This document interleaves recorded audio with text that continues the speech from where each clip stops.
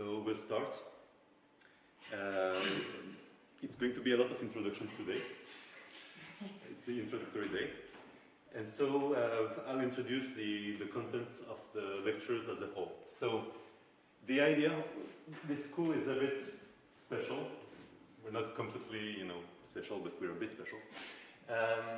And the thing that pushed us to start this, creating this school, is we all work more or less in community ecology or related fields. And if you want to learn about this field as a whole, there are some very good books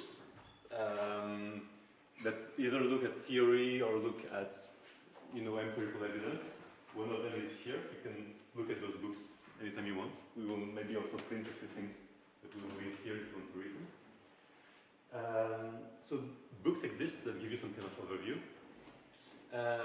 But what felt to us that is lacking is some way to kind of synthesize this knowledge. Often those books will go through many different topics, one by one. And it's not clear that there are big principles that could help you understand what the field is trying to do as a whole.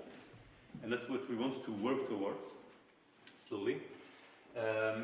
Because it's not obvious when you come into this field to see that actually, on one hand, there's a lot of unity that is hidden, many variations on the same ideas, and at the same time, there are some very deep tensions between different parts of the field. And I'll try to illustrate this briefly this morning.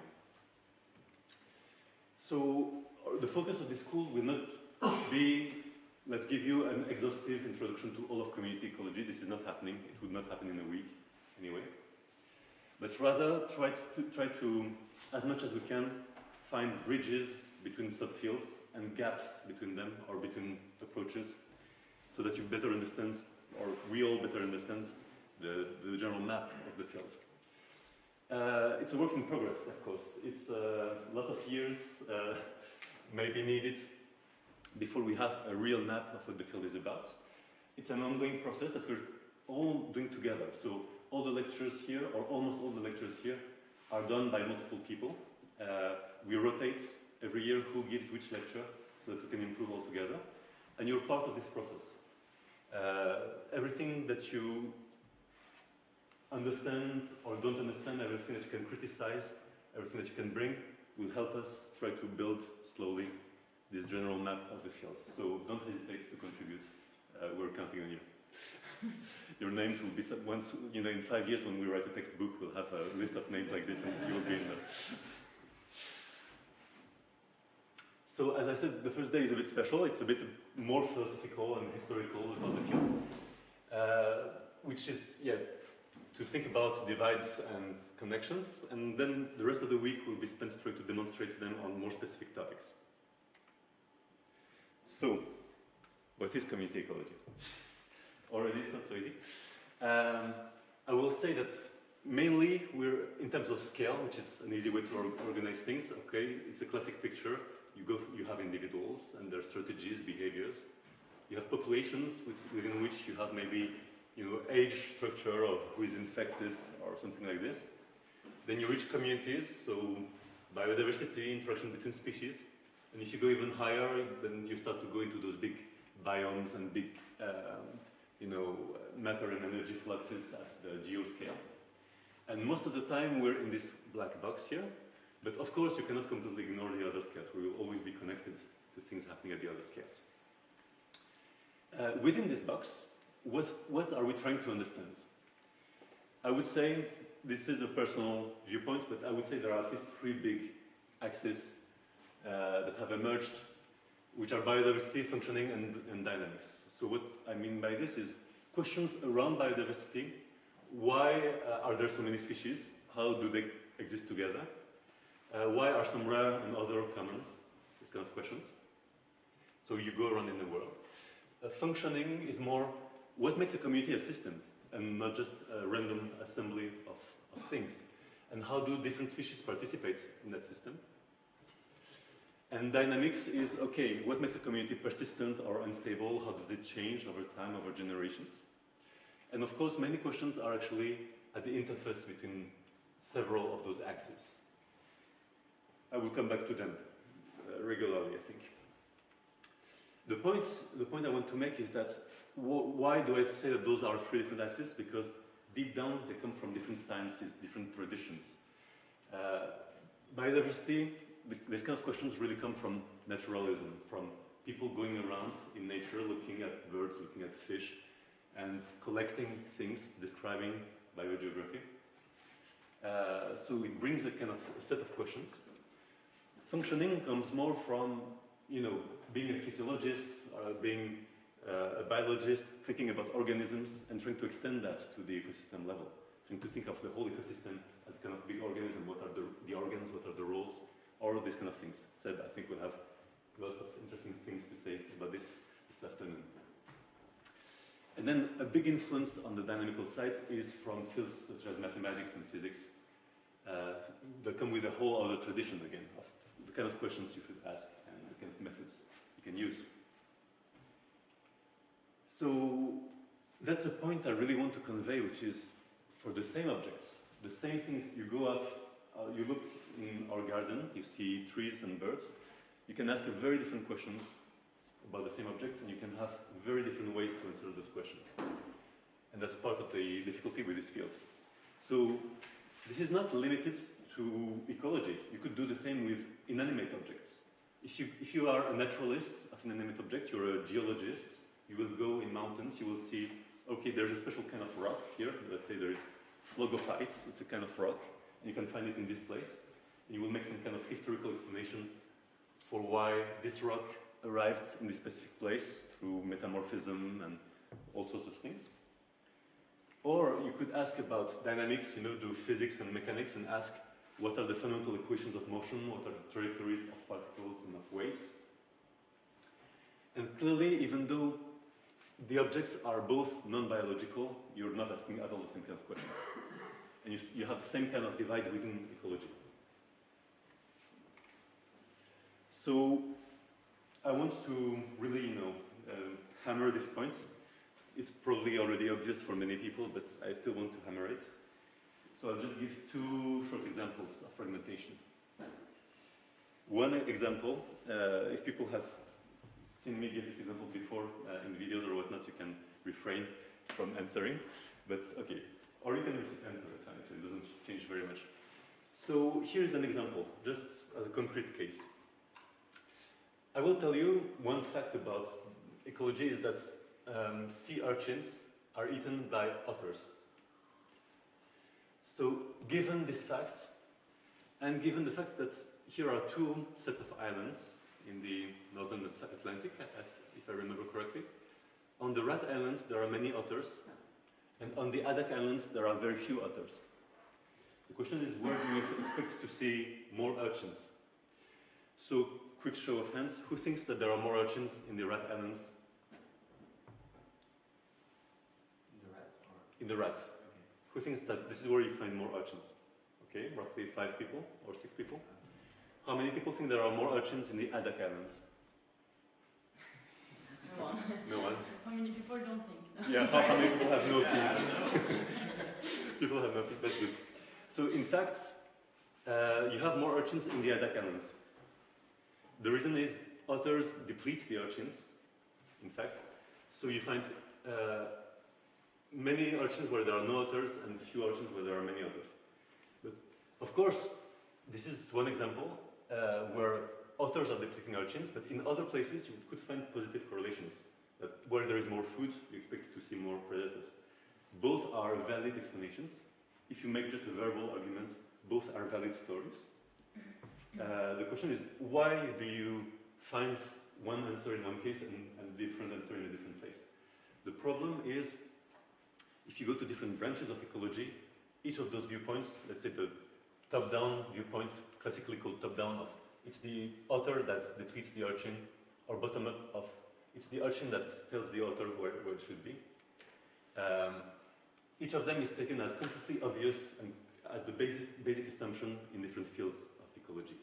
For instance, people who look at, I don't know if you know R-star theory, you don't have to know all the examples that I'm going to talk about, but R-star theory is a theory for plant competition, and it's pure top-down from the point of view of the plant. It's saying the plant, the competitor that survives, is the one that depletes the resource the most, because all the other ones will die. The one that can survive on the smallest amount of resource, basically, because it will deplete the resource until all the others are dead, and it will be the only one to remain.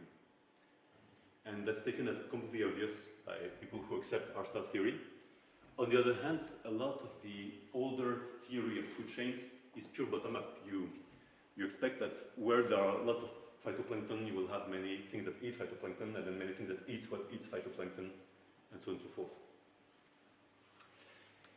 And until you realize that actually people are just starting from different positions, it's very hard to understand why there is a debate, even. So I'm going to give a second example, which is even more general and even more deep throughout the whole field, which is what is the more stable entity that we should study? Is it species or is it roles within the ecosystem? And both are very valid viewpoints. I will try to explain. The role viewpoint is a thing that you'll find in every community ecology textbook and in many evolution textbooks too, that there are fewer roles than there are species. There are many species that are kind of plovers, many species that are kind of ducks, many species that are kind of flamingos, and each of these is a different niche, a different role that you can occupy. And within each role, many different species are competing to be the best at this specific role. So the list of roles is kind of defined by the ecosystem, it's given. And it's a kind of arena for population dynamics. And the creation of new roles, it happens on an evolutionary timescale. It doesn't happen during ecology. Right? It's kind of this fixed picture. So what really matters is competition and coexistence within roles. Of course, there is some evidence for this, like convergent evolution is evidence that somehow different species can go to fit in the same role. All sorts of trait-based laws that we'll talk about again. And really the picture, this kind of picture comes from evolution, from physiology, from these functional viewpoints on ecology. But you could also say an equally valid viewpoint, sorry, I pick up, in principle is a really species-based viewpoint. You forget about the ecosystem, each species is different. Each species has its own completely unique, potentially novel pattern of interactions. You need to write complex networks of those patterns because there's no obvious classification into roles here. It's a very open-ended arena. The whole thing could change. Every new species that you bring in could change the world, could change the picture. So the roles, they're poorly defined. They're changing all the time. They could change all the time. Every new species could change the roles. And the more stable entities are species because species are defined by a process. Reproduction, inheritance, this is something that defines the coherence of a species. So you know what you're, more or less, you know. But at least you have something that you're studying. And for instance, there is some evidence for that too. The very trait-based or function or role-based explanations, they seem to miss a lot of variation. They don't explain everything that you see. It seems that there are things like biodiversity effects, that purely having more species in a system does something, and we don't know what exactly. But it seems that if you put more species, there would be something that is different. So some people have called that the singular hypothesis. We don't know how species are different, but they are somehow. And here, clearly, the origin is more population ecology, or it's very natural from a dynamic system viewpoint because you want to build networks or something like this. And it's also kind of more reductionist viewpoints. I will clarify this. So, to some extent, this tension comes from people coming either from the biodiversity viewpoints. I care about diversity, therefore I care about how many species there are. It's important that all species be different and matter, right? Because I want to preserve, or I care about biodiversity. Whereas roles come more from the functional viewpoints. It's not too surprising. The point is that over time, those ideas got mixed in every possible way. And that created a lot of confusion. So for instance, you can have a very, like the species viewpoint, if you want, is species first, species come first, they're the basic entities, and then a system emerges from the species. Whereas roles are, the system comes first, and then species fit into the system. But for every of those things, you can ask biodiversity questions or functioning questions. And so for instance, these kind of questions will be, what are the requirements of each species? How do they all interact with each other? Whereas if you go to functioning, you can ask, okay, what are the traits of each species? Can I characterize the functioning of each species, like really with species as units? What are the trade-offs between the strategies they could have and whatnot? But you could also start from roles, and then the biodiversity questions become competition within a role. Or the functioning questions will be more like, what are the system level processes, the big carbon cycles or stuff like this, and what are the sub processes within this process that you can occupy. And the thing that's extremely annoying is each of those 4 possibilities has been called niche. So people talking about niche are talking about at least 4 and probably many more. You'll see some of them tomorrow. Things that are largely unrelated to each other, which doesn't help with communication within the field. If those things are not clear, by the way, as Ano mentioned, you can tell me to stop if I'm going too fast through things. You can ask questions, right? We're not on a too strict time scale here.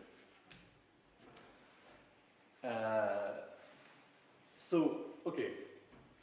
One point that I want to make also is this is a school about theoretical community ecology. We won't talk too much about empirical community ecology. And theoretical community ecology has focused a lot on the species-based approaches, or species or traits, this kind of things where the unit, the basic unit is the species. And part of the reason is we don't really know how to build a proper theory of roles, of functioning at the ecosystem level. It's not obvious how you should theorize it. I'll come back to that. Maybe you can disagree with me. Not everything I say is true. I hope it is, but that's my feeling. The thing, when you want to build a theory of functioning without species, most of the time you cannot revert to physics or chemistry. You will make a theory of the carbon cycle, of nutrient stocks, of the metabolic network of a whole community. If you want to forget about species, basically you're typically doing chemistry. Or at least that's how most people end up doing it, at least in my viewpoint. Of course, there are things that are in between. Many people will mix a bit of species and a bit of chemistry. But deep down, we haven't found really a properly ecological way to think about roles and functioning that doesn't boil down to chemistry or something like this. And maybe it's okay, maybe that's the way the world is. I don't know. So there could be various reasons why you have those subfields, subliteratures within ecology. One is that each study system has its own tradition. People who studied forestry or agronomy, people who studied fisheries and aquatic ecology, people who study microbiome, they don't read the same papers, they don't read the same books. People reinvent things. Right now, microbial ecology, for instance, which is where I'm working, is exploding. It's a very big field because lots of data. But they don't read at all ecology or mostly they don't read ecology of microorganisms. So many things are being reinvented and the same problems from the 70s are happening again. And it's okay, that's how it is. But there's this problem of, traditions. There's also the fact that there's this thing I mentioned, with the otters and the urchins. People start from very different assumptions. Maybe, one big researcher said this is how we're going to model a forest, and everybody started to doing this way. And now everybody thinks that's obvious. And it creates very confused debates. There's also different theoretical habits, depending on the kind of models you like to use, the kind of theories you like to use.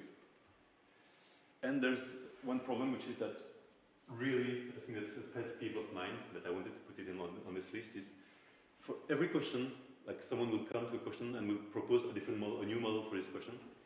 And there is very little cross-validation of, taking the same model for many different questions, taking many different models for the same question, and trying to somehow build a kind of coherence between those things.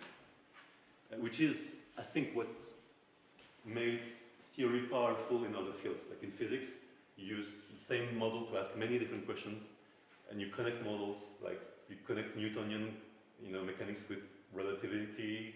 All those things are very connected through in all the ways that you can imagine, which is, in a sense, why I think it's important to build those bridges in ecology too. There are two possibilities, honestly, for those tensions. One is that it's for a good reason. It could be that No, one is not for a good reason, sorry. The first one is, as I said, maybe it's just an accident, a historical, sociological accident. Ecology is like this. For instance, if you study animals, it's very obvious to think about behavior.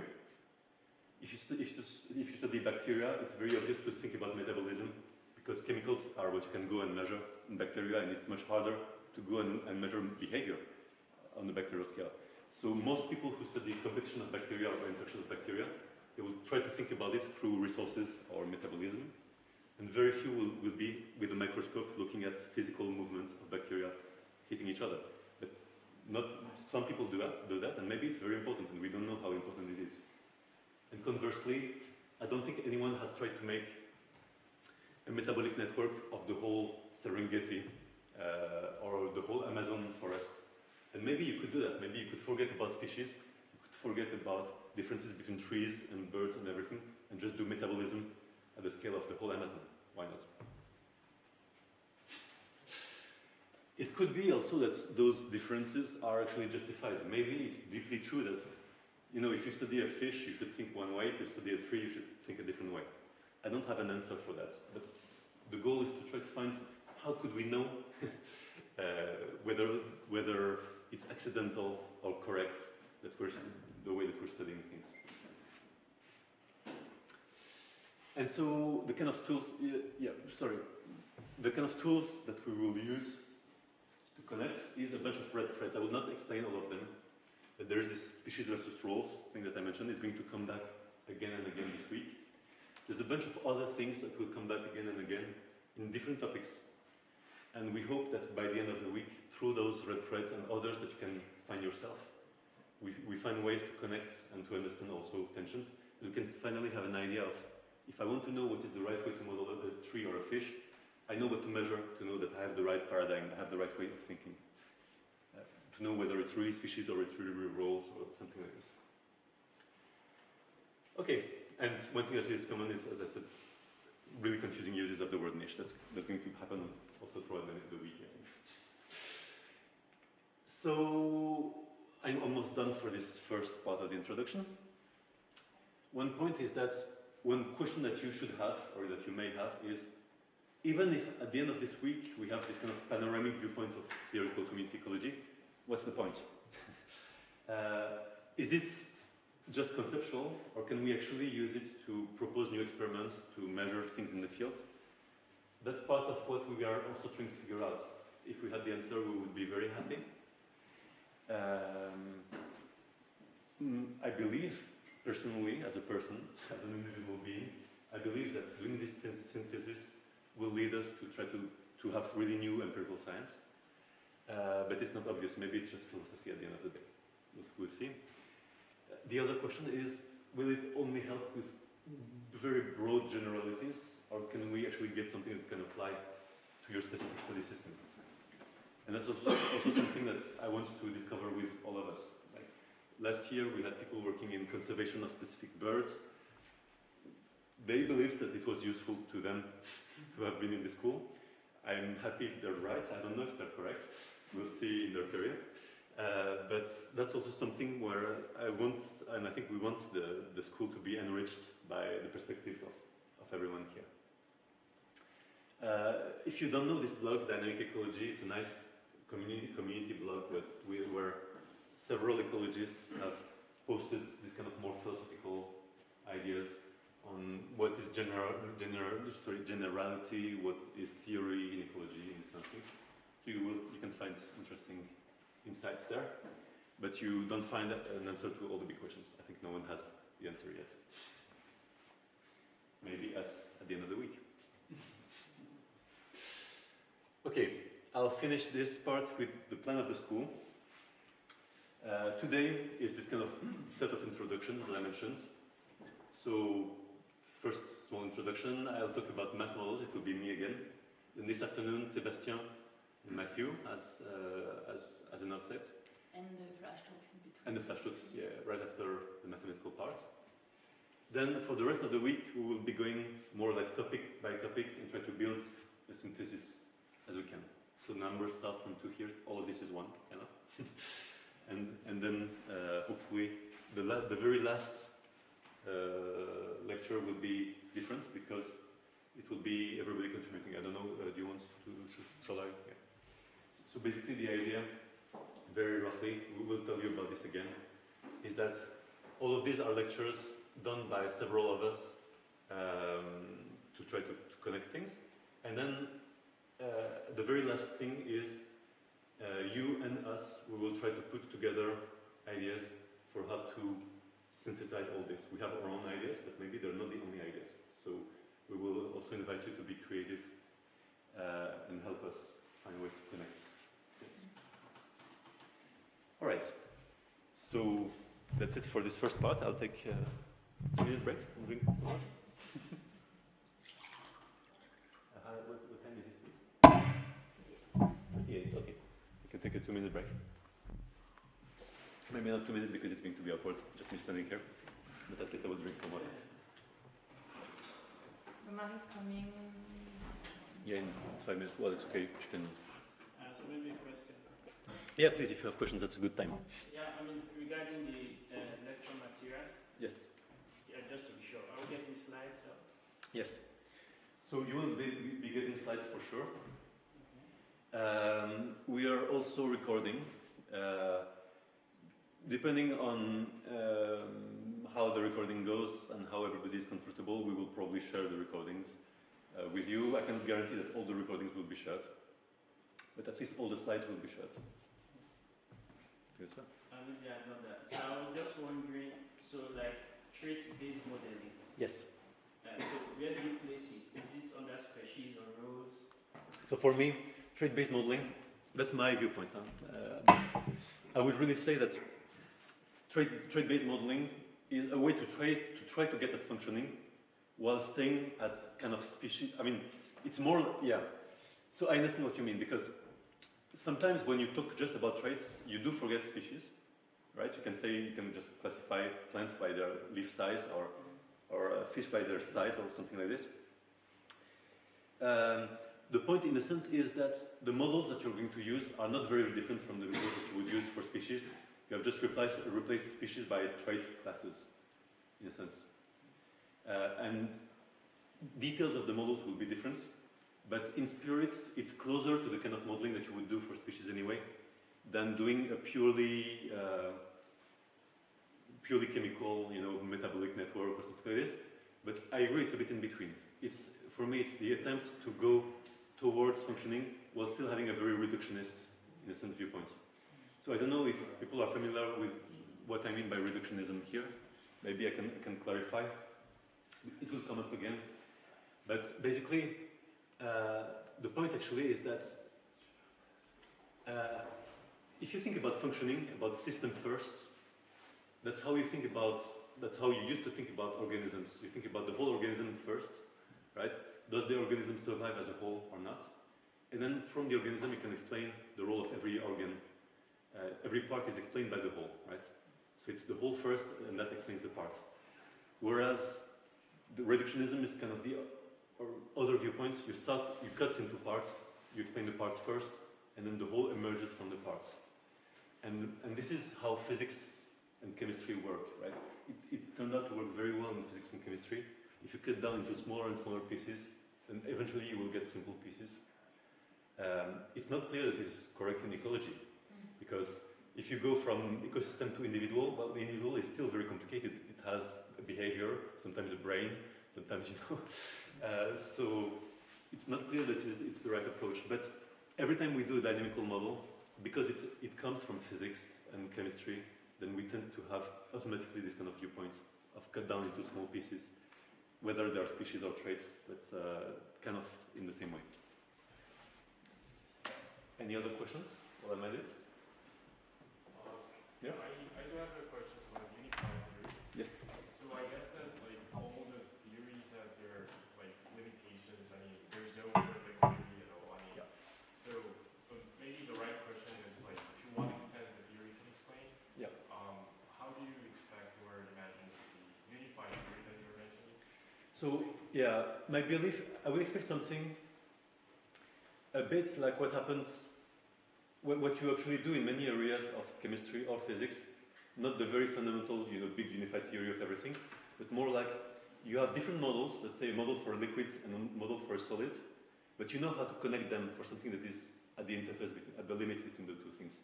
So you do have different models, but you know how they could talk to each other, and you know what to measure to know if you're more one or more the other.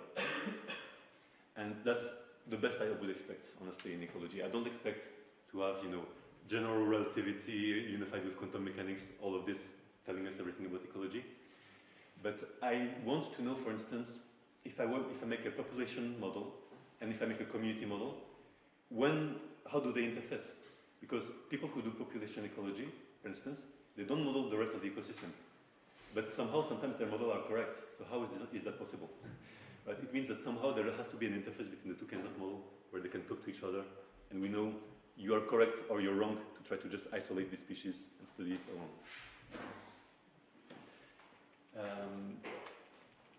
Yeah. That will, actually this whole second part of the lecture will probably feed into even more into your question, but feel free to ask more questions.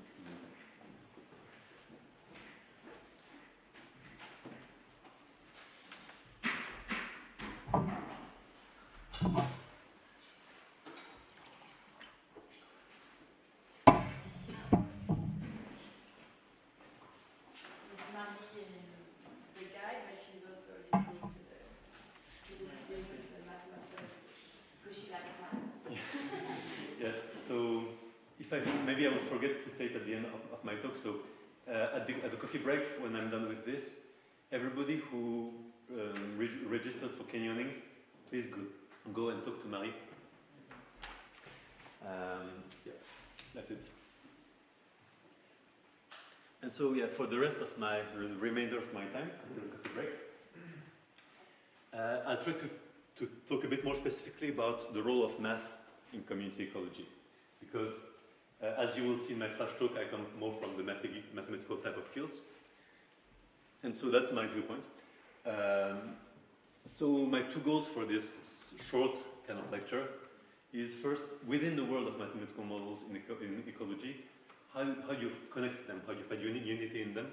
Because often if you start to read the literature, it looks like there are infinitely many different models. But in fact, there are very slightly different variations on the same ideas. Most of the time, they're the same ideas. The other question is, how can math help find unity or confuse sometimes in the search of unity in ecology? And so I will start with, okay, why do we even use mathematical models in community ecology? And this is what Scientific American, how they represent mathematics. So there is a galaxy in your brain, and you look at, high school level equations, or maybe a bit more than high school, but something like that. And then magic happens, and you have a theory. It's not how math happens, but so. There's a word here that is important. I'm not going to talk about pure math. I'm not qualified. I'm going to talk about mathematical models.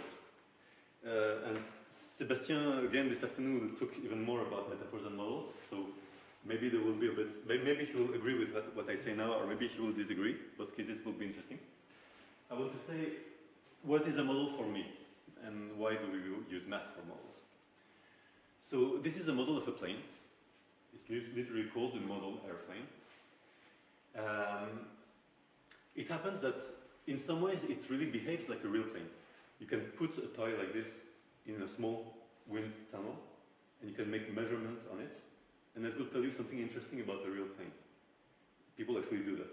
When you build a big plane, usually you make a small plane first. There are other ways in which it doesn't work like a normal plane. Like there are no, 100-meter high dogs going around and eating real planes. So there's no risk of this kind of things. So the point I want to make here is that you can use a physical object as a model of a different physical object. Being a model is not a property of math.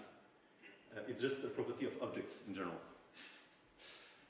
What it means to say that you're using this as a model for that is you're saying that there is you have built a dictionary of how to translate between those two and what to ignore in the translation. So for instance, you know that if the toy breaks at a given wind speed, in the small tunnel, then the big plane will break at a certain different wind speed in the atmosphere. And you know what to ignore that can happen to the toy but will not happen to the plane. And you know what is missing in the toy that is happening in the real plane. Like there are no people here that would die if this crashes. Hopefully. My belief is there's no deep fundamental difference between a physical model of a physical object, like those planes, a mathematical model of a mathematical object. For me, the equation of a curve is using an object of algebra to model an object of geometry. It's not that those two things are the same. They're as different or even more different than a toy plane is from a real plane, but you can use one to model the other. Or a mathematical model of a physical object. Those are the same kinds of relationship deep down. It so happens that some of them are only in your heads, some of them are only in the world, and some are at the interface. But it's not, there's not such a deep difference in the modeling process. What is important, what matters, is not the nature of the objects, it's the precision of the dictionary that you build between the two of them to translate from one to the other. Waves are a very powerful concept because sound is a good model of light, or light is a good model of sound. There are many properties of sound that you can connect to a property of light, and you can build a very systematic translation between the two. And because you can build this translation between the two, then if you discover a new property of sound, then maybe it tells you about a new property of light. So you learn something new about one object by studying the other. And sometimes it's easier to study this than to study that, or it's easier to study this than that, or the other way around. That's another point I want to make, by the way. Modeling goes in both directions. I don't believe that math is, that's my belief, I don't believe that math is more fundamental to the universe and that everything is written in, that it's the language of gods, you know, and everything is written in the language of math. I believe that you can use physical objects to model math just as much as you can use math to model physical objects. It's just, can you learn something new about the object by studying another object that is different. Also, when the dictionary, like the more precise your dictionary, the more systematic your dictionary, the more you learn something new when the dictionary breaks, when there is a property that is found in one but not found in the other. You may be aware that sound propagates, has a medium, it propagates in air. Light kind of doesn't have a medium. And once people realized that, that led to relativity, that led to very big advances in science. So models are interesting not only, if it was really identical, it would be the same object. A model is interesting because it's not exactly the same object, so you can learn new things by going through models. Why do we use math at all? We could make purely physical objects, purely physical models. Math, I think, is interesting because it's a very uniquely dense network of very well understood and very well connected objects.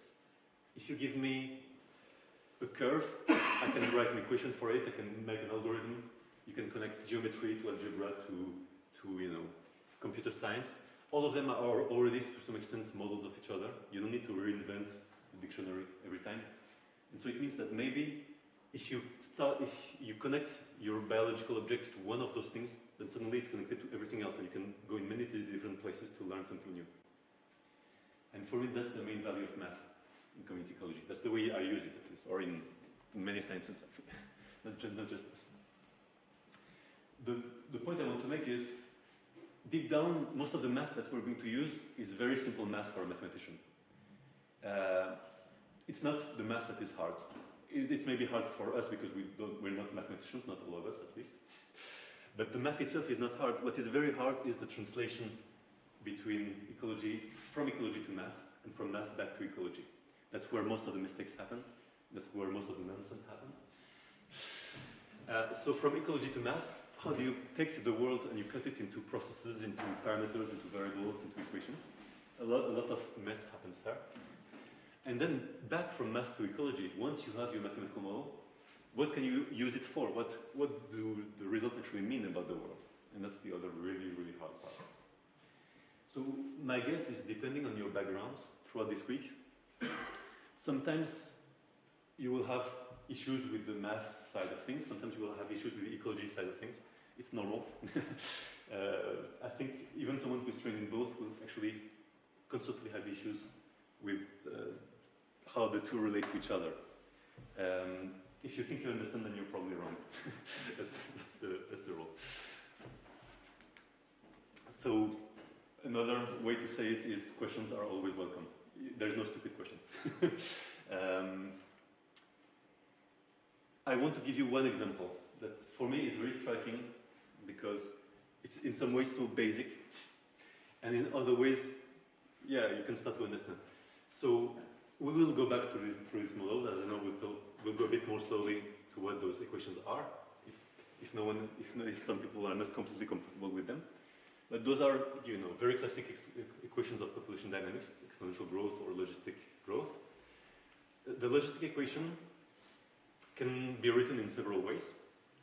And there are entire papers debating whether you should write this equation like this or like that. And this is very striking to me because from a purely mathematical viewpoint, this is the same equation. This is a differential equation with a variable n. And if you just, you know, develop the parentheses here, you have the same equation and you just replace, it's just alpha equals r over k. It's literally the same equation. So it doesn't seem, it's really hard to understand that there would be a debate about what is the right way to write the same equation. The same equation, yeah. The problem is, if we write an equation, then it shapes our minds. If you start to assume that the mathematical parameters are biological properties, then this is very different. Because if R and K are very different independent properties of an organism, it's not the same as if R and alpha are different independent properties of an organism. For instance, maybe you've heard about R strategies and K strategies, right? This kind of trade-off maybe even between those two strategies. People have looked at this equation and they started to think you can be more R or you can be more K, right? But those are math. It's not clear that this relates to biology. And so if you do assume that those two things are independent parameters, in the first model, in the first way to write, it means that the growth rate is unrelated to your abundance at equilibrium. No matter how fast you grow, you could have a small k or a large k once you reach equilibrium. Whereas in the second model, the abundance at equilibrium is proportional to R. The faster you grow, the more abundant you are at equilibrium. And the reason why this is the stakes of this debate is that the first case is shocking for people in evolution, in population genetics, for whom R is fitness. Typically, the more offspring you have, the faster you grow, the more fit you are. Everything else being equal, you should be more fit, you should have more success in the ecosystem. It seems weird that you could lose in the ecosystem, you could die out if you grow faster. Of course, it's not at all obvious that R is a good definition of fitness, right? But this is the one they use, therefore it's important for them. The other thing is that alpha, what is alpha here? It's per capita interaction coefficient, how much you compete with other members of your species per individual. So it feels like an individual level property. Whereas K feels like a population level property. The carrying capacity is a property of the whole population. How big will it be once it's grown? So from an evolutionary viewpoint, for instance, it would seem reasonable that you could evolve alpha, because every individual feels the alpha, but individuals don't feel the K. It's a population level property. So saying that a population could evolve, a species could evolve to be big K, feels like group selection. And some people, I'm okay with that. I'm doing my coming out as a group selectionist, I'm okay with that. Many people are not okay at all with the idea that you can have selection at the species level or at the population level rather than at purely individual level. So for me, it's a nice example because it's so basic in some ways, and yet it shows two fundamental skills, right? First, you can use math to realize that models that look different are actually exactly or almost the same. Usually it's a bit harder to see than this, but still, in principle, it's a very helpful skill to have. And the other thing is, yeah, be really careful about the assumptions around the model. That's where all the tricks happen. The real differences between theories are often about how you interpret the parameters and the results and the variables of your model. Okay.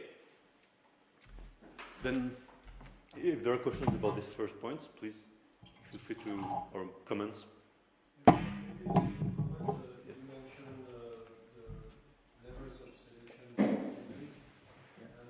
been shown that mathematically group selection or individual-based selection can be modelized in exactly the same way from a mathematical point of view, and then all the data around how to interpret the model.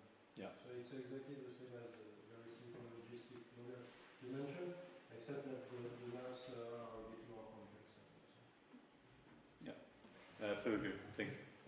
By the way, everybody feel free to intervene also if you have thoughts, not just comments, but if you want to bring up this kind of knowledge that you have, it's very welcome. And it goes also for the non-participants, for like the lecturers and whatnot. I have a question. Yes?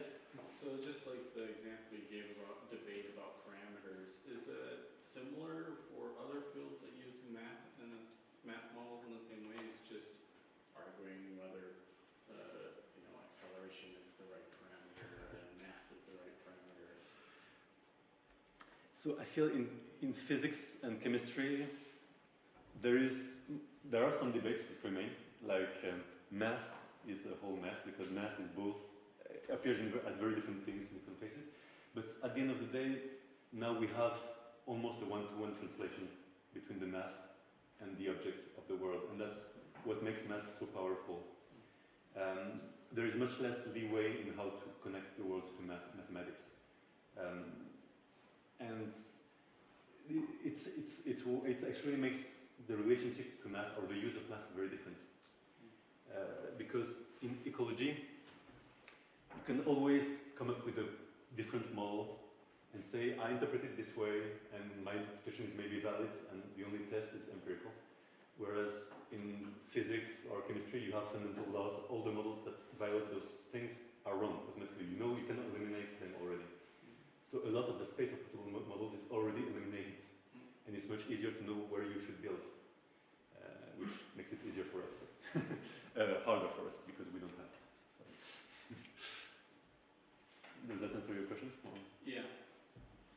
Anyone else? Otherwise, I go on.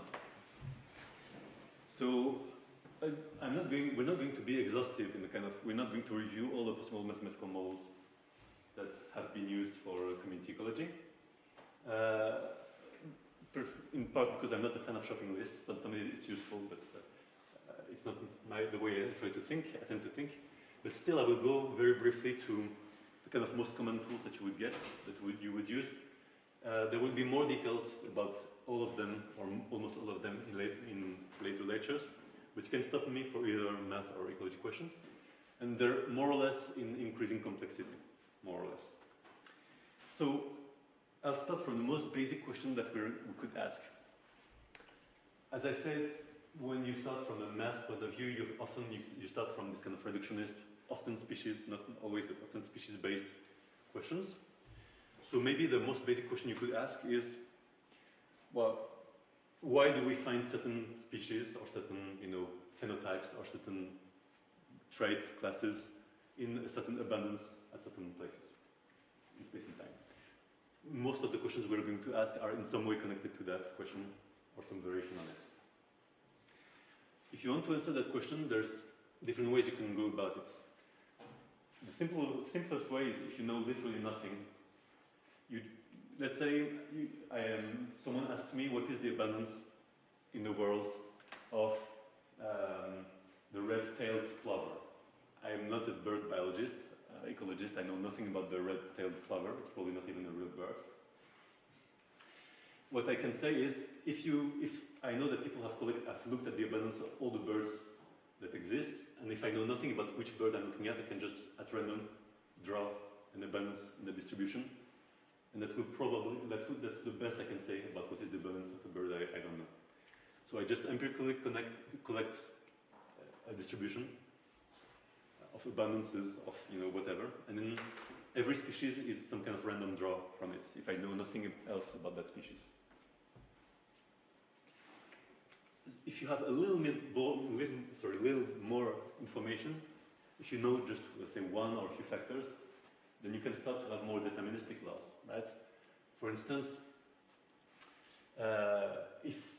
if I could try to relate the biomass of predators in various parks in Africa to the amount of prey there is in these parks.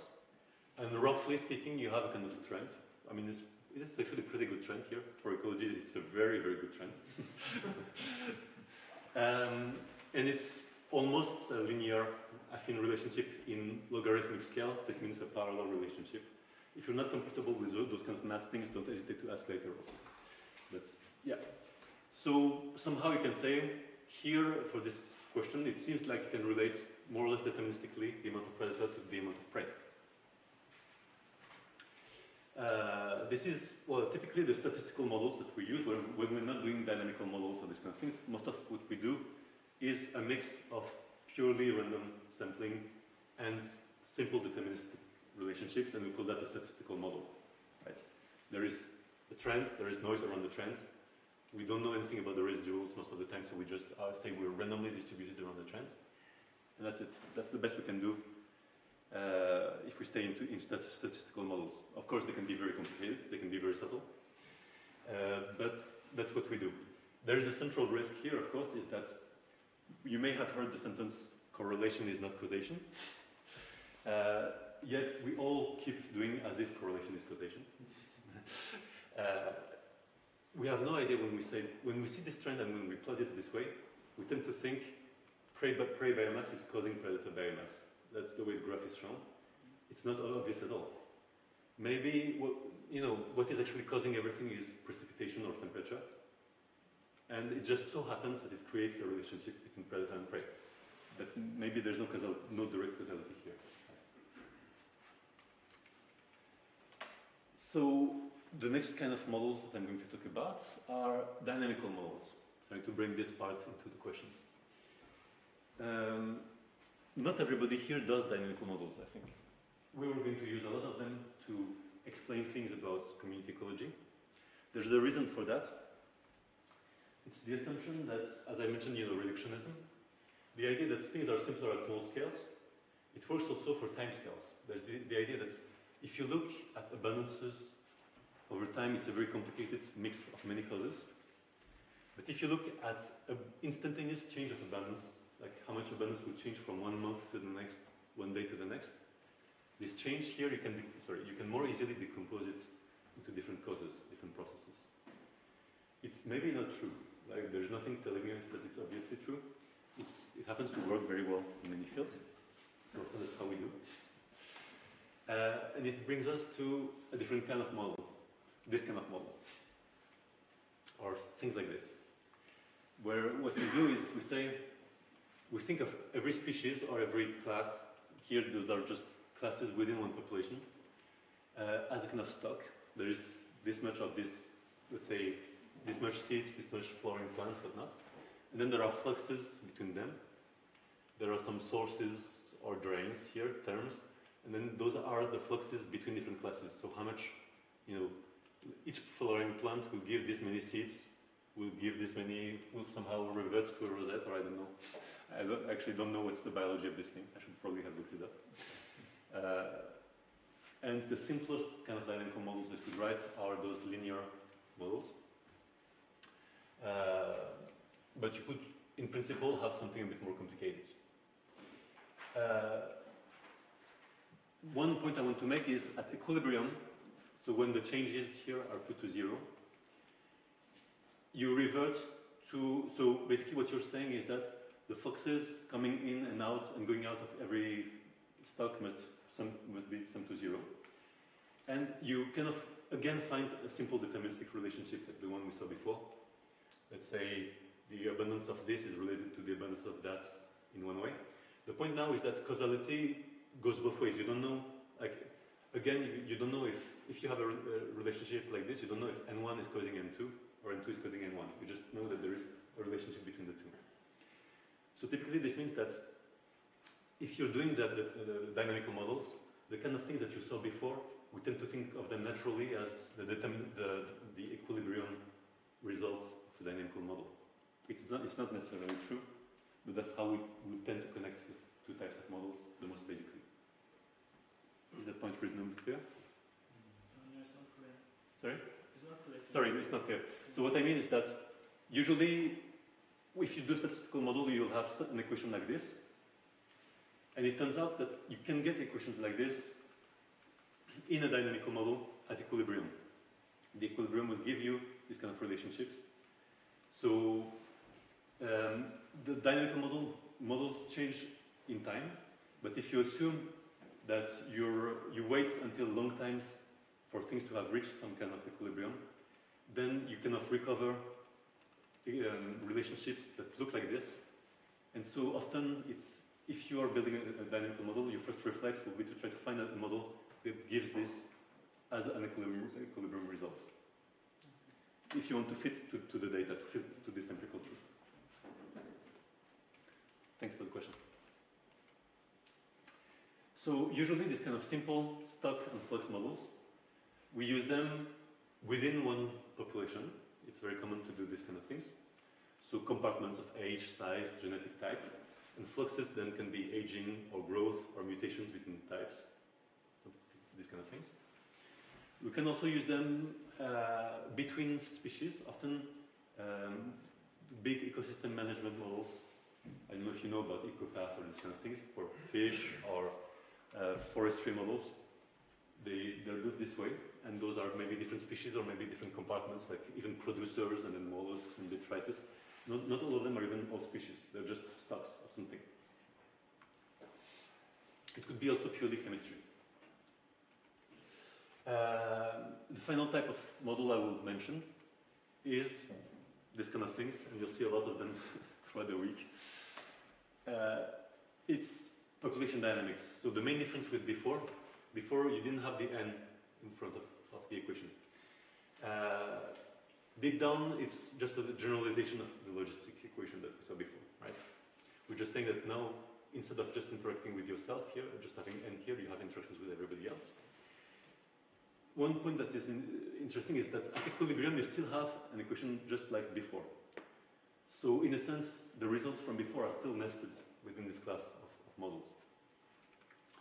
The main difference, why do we study this a lot? It's because having the n in this equation here, it means that you have exponential tendencies. Populations tend to grow exponentially. It's a deep fact of biology. And this leads to much stronger dynamics than the ones that you would see in the previous types of models. Those stock and flux models, they have reasonably well-behaved dynamics. When you start to allow species to be exponential sometime, then things go much crazier. You can have suddenly very big change in who is dominant. You can have strong fluctuations. You can have all sorts of crazy things happening. And basically, once you get to this complexity of model, every model that you could build that is more complex, it will not have behaviors that are much more complex. You already have a lot of the complexity of behaviors at this level of modeling. So there are some, further extensions that we will talk about and others that we won't. In lecture 6, with Game in the corner, we will talk about what happens if in your model you put many instances of the same kind of species or the same kind of processes, and that's typically building a network. Right? That's what a network is. And where all the links are more or less the same thing, right? Either pollination or consumption or something like this. The kind of models that we won't talk about too much in this school are things that are sometimes called process-based models, where every link here is a different thing. Like for instance, every process is different, has its own non-linearities, its own parameters. Every stock, every variable could be a completely different thing. For instance, one of the variables is, nitrogen abundance in the environment. Another one is how much energy is contained in a fish. It's perfectly valid to do this kind of things. The main reason why I won't talk about it is that basically the more details you add into your models, then the more you move from theory to engineering. It's a very important endeavor to try to write all the right equations and fit them, but it's a different skill set than I think it's rare that it will lead you on a path to generality or to synthesis. I would claim that most of the general things can be said at the level of simpler models.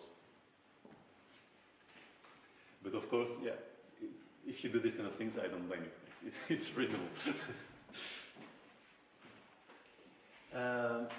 One point, so I will talk a lot about population dynamics because basically it's the level of complexity where we start to see everything that we want to see at the general level. It could be that population dynamics is deeply wrong. That's a point I won't belabor too much, but I still want to make clearly. In principle, you could say, I care about species or size classes. I care about their abundance. I know that they interact. I should always be able to write a model, like the one I wrote before, of interacting populations. Why not? It's true, like they exist and they interact. The problem is, take for instance, imagine that you're in the ocean and you put a sensor somewhere, let's say here, and you use the sensor to measure plankton abundance over time. And you get a time series like this. You have no way of knowing if this time series comes from actual population dynamics or from water currents moving the plankton around. It's not obvious at all that the things that you're seeing are importantly driven by population dynamics rather than by something else. It could be that all that you need to explain this is, hydrodynamics. And maybe the population dynamics part of it is not the important part. Another example, I use it all the time, so apologies for people who have seen me talk already. Imagine that you take all the life forms that exist and you group them by color. And now you write an equation for how much the abundance of red things depends on the abundance of blue things. No matter whether they're red birds and red octopi or red blue birds or blue flowers, there's no reason for this model to predict anything.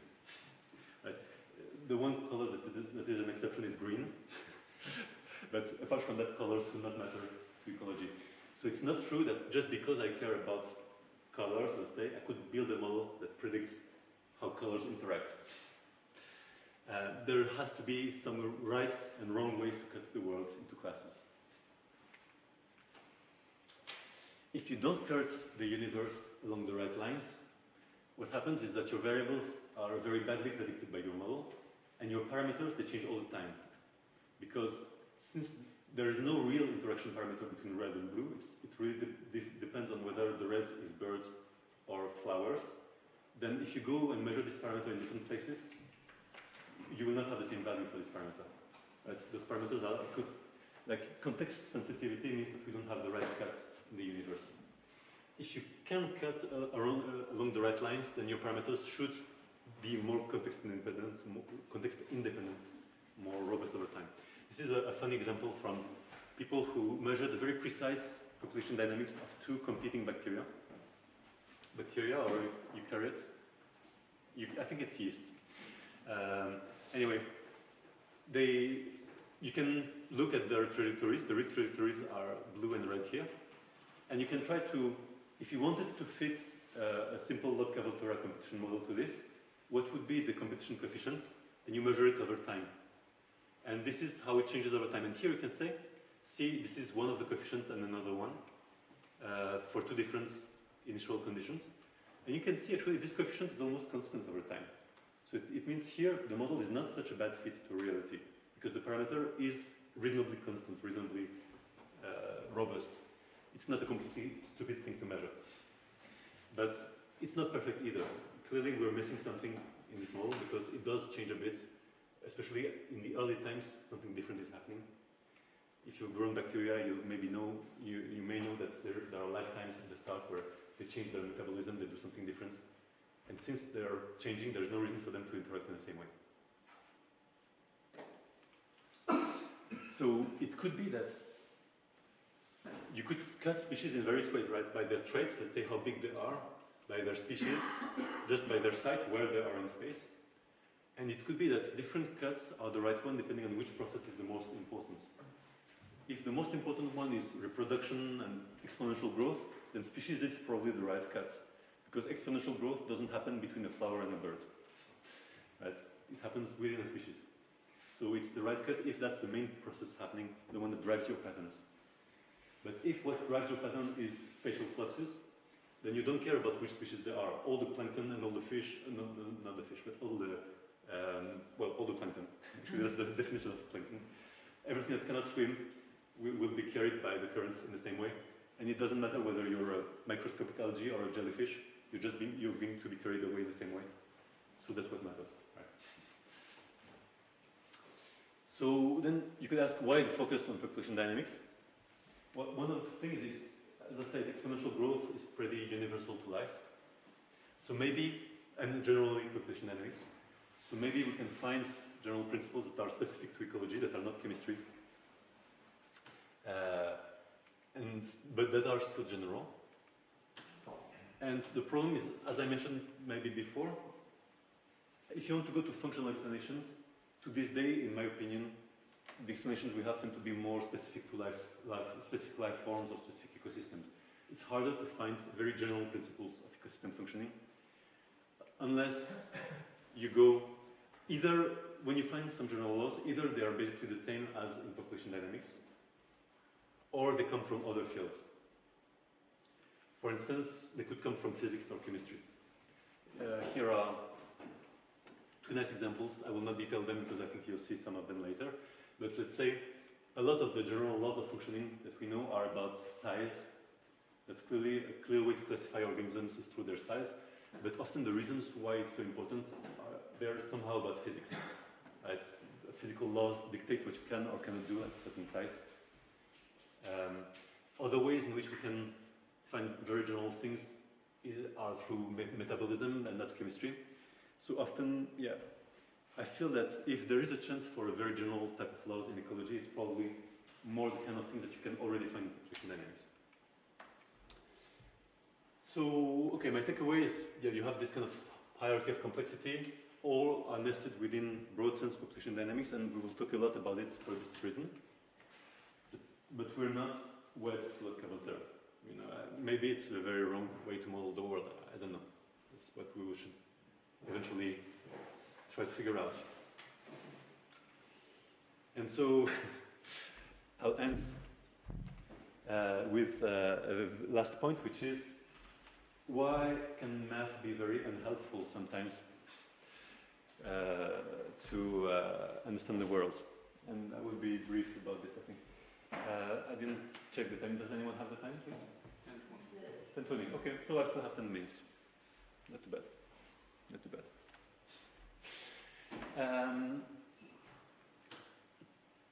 So, okay, one problem is that we encounter very often as theoretical ecologists is that we make a mathematical model and it doesn't predict very much of the variation. This is already a very good result for a mathematical model in theoretical ecology. Most of them are much worse than that. And that asks a question, because in those other fields I keep referencing, you know, chemistry or physics, now mathematical models sometimes can allow you to predict things with like 16 digits after the floating points. I think that's how you say in English, sorry. Like you can have extreme precision. You can predict where, you know, Mars will be in 10 million years, and you can, if you could throw a rock and make sure that it will land on Mars in 10 million years, and it works more or less. So maybe this math here is because biological systems are intrinsically unpredictable. That's potentially true. Maybe it's because, as I said before, we just don't have the right type of math. I don't really think that we should be so, you know, accept those kind of easy explanations, because sometimes in the lab, population dynamics can make it work very precisely.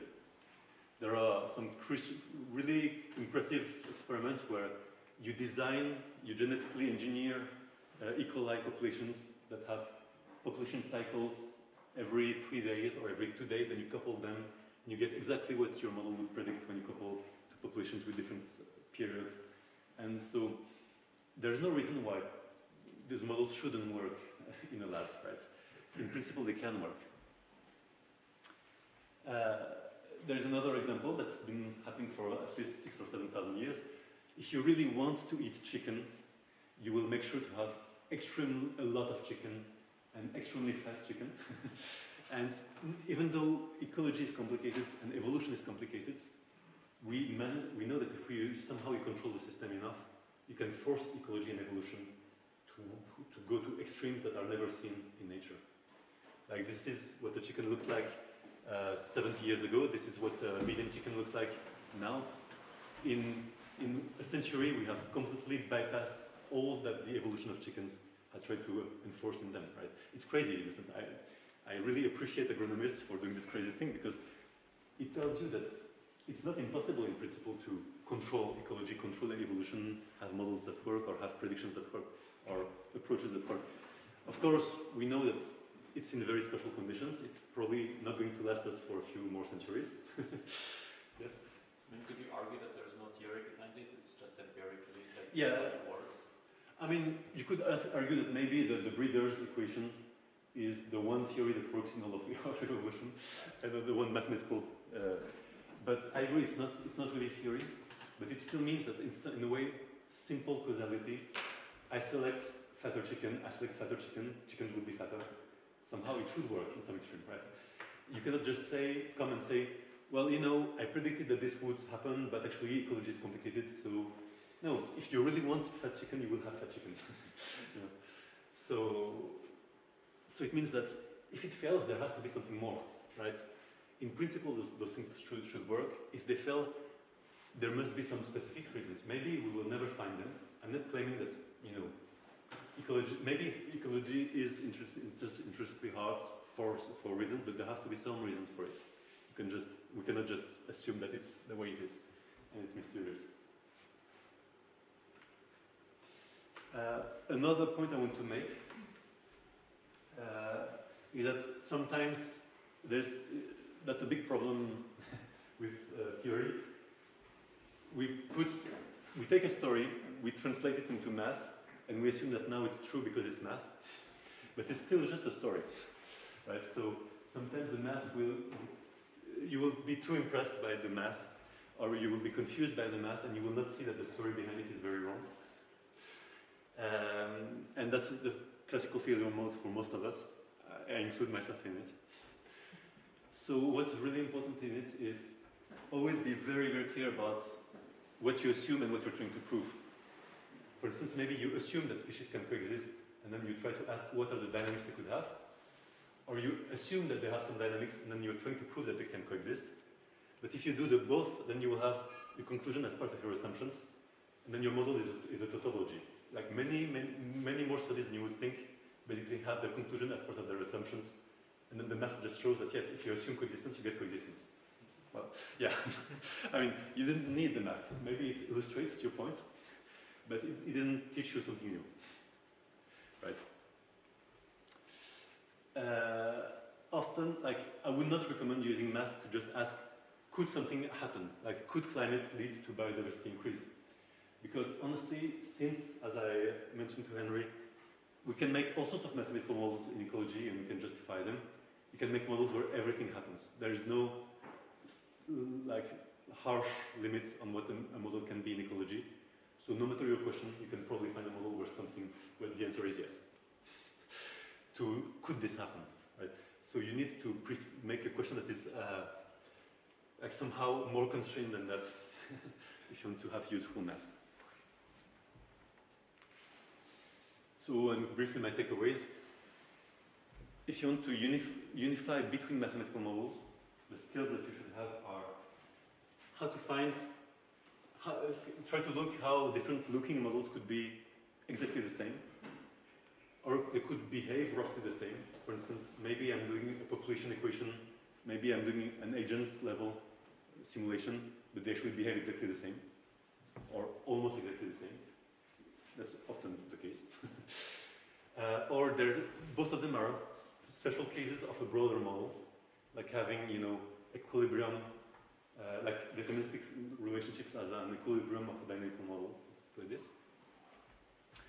Or even though they're deeply different, they can be understood through effectively the same concepts like feedback or perturbation or memory, that are the concepts that we will use throughout this week. So those would be the tools that we use to connect the mathematical models.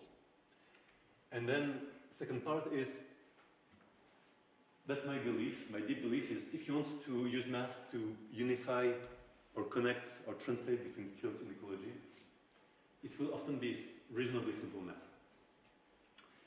It will usually, because you want this math to clarify verbal theories. The best math is a math that you can at the end translate into purely verbal arguments, and it just clarifies it or quantifies it, but you can understand the verbal argument. And the reason for this is that the verbal argument is probably more robust than the math. It has much more of a chance to remain true even if your math is wrong, because a verbal argument maps to many different mathematical models. There's also the problem that if you put more ingredients into a mathematical model, it doesn't guarantee that the model is automatically more accurate or more realistic. Maybe the models that you're adding, they do nothing important, or they don't do what you think they do, or maybe they make even the model worse, because if you accumulate a lot of mistaken assumptions, then your result tends to be, sometimes it actually works, but it can also be worse. Like it depends whether your errors cancel each other or accumulate. So by chance, you could have a good model, but it's not guaranteed. Of course, when you go to a specific system, and when you ask a specific question, maybe you need to put many ingredients. I'm not saying that simple math is the only thing that you should do, but I think that you should always somehow compare what you're doing to the simplest model you could get away with for your question, because that's probably the one that you will have a way of comparing to other problems, other things that have been done, and to know whether you're learning something new, whether there's some difficulty that you're not seeing. And the very last point is, we will show you that there are a few tools for starting from something complex and going towards simplicity. And with that, I end my lecture for this morning. And thanks a lot for your attention, and questions are welcome.